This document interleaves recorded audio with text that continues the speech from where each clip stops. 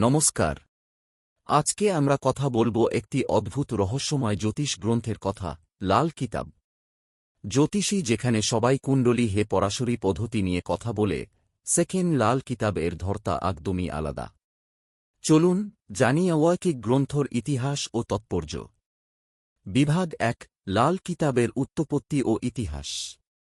লাল কিতাব প্রথমবার দেখা যায় ১৯৩৯ থেকে ১৯৫২ এর মধ্যে উর্দু ভাষা লেখা ছিল।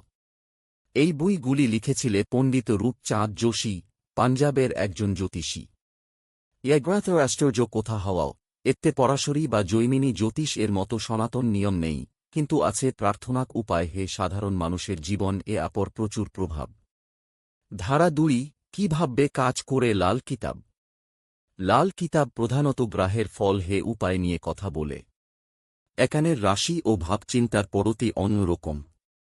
মূল কথা হল যদি কোন গ্রহ দোষ থাকে, তাহলে কিছু ছোট উপায় করে তা দূর করা যায়।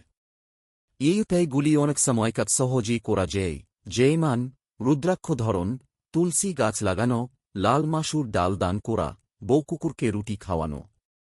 বিভাগ ৩, লাল কিতাবের বিশেষ তথ্য। লাল কিতাব এর একটা বিশেষ ধারণা হল করণী অর ভরণী। মানুষের কর্ম ও আচরণার অপর ও এখানে বড় জোর দেওয়া হয়েছে। এই বই মনে করে ভালো কর্ম করলে জীবন শান্তি এবং উন্নতি নিশ্চিত। এখানে ঘরবাড়ি হে বাস্তু দোষ ও বিশেষভাবে ছাড়ছ করা হয়। গৃহের কোন দিক কি রাখা উচিত বা কোন রকম উপায় গৃহ দোষ দূর করতে পারে, তাও বলা আছে। ধারা ৪, কেন পড়বে লাল কিতাব। লাল কিতাব হল তদের জন্য যারা চাই আলাদা ধৈর্যে গ্রহ দোষ বুঝতে এবং ছোট উপায় দিয়ে জীবন পরিবর্তন আনতে। যারা পরাশরী পরতি বুঝতে অসুবিধা লাগে করে, তদের জন্যে এ গ্রন্থ একটা সহজ।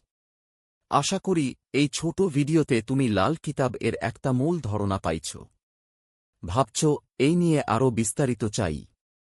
তাহলে কমেন্ট করো, আমি নতুন ভিডিও বানাবো গ্রহ দোষ নির্দিষ্ট উপায় নিয়ে। ভালো লাগলে লাইক, শেয়ার ও সাবস্ক্রাইব করতে ভুলো না। ধন্যবাদ।